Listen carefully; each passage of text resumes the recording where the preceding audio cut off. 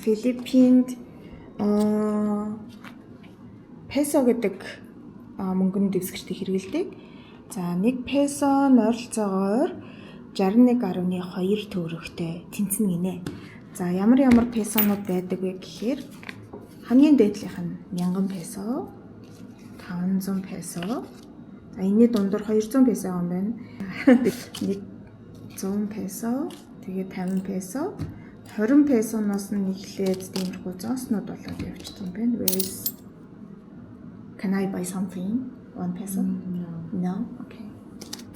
5 peso? Yeah, you can. 3 pieces of candy. Candy.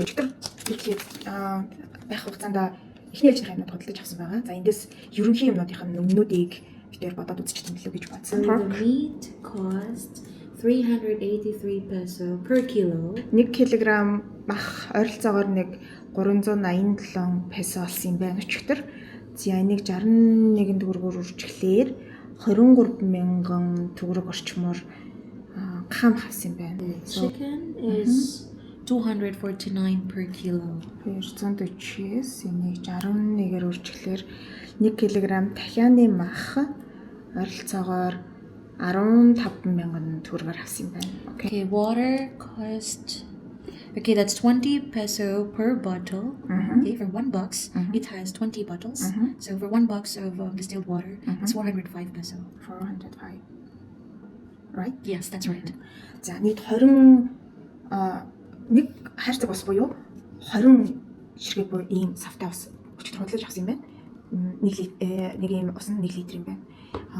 Яг нэг боксоо болохоор бид нар 405 песогоор авсан юм байна. Тэгэхээр нэг ширхэг бас нэг ойролцоогоор 20 песо болсон юм байна. За энийг 61-ээр үржиглээр нэг усыг ойролцоогоор 1235 буюу 1 литр усыг иймэрхүү үнээр авч байгаа юм байна.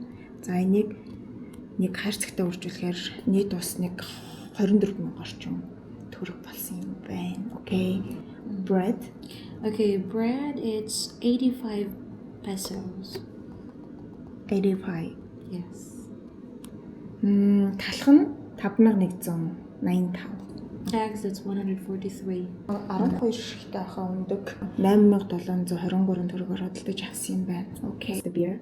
Where is the beer? Yeah, it's here. It's 47 peso. Right. За нэг сам нэг байл. Пи 47.5 песогоор авсан юм байна. За энийг төгрөгөөр худалдаж үзэхлээр нэг пи 2897 төгрөгөөр худалдаж авч байгаа болох юм биш үү? Thank you so much. You're welcome.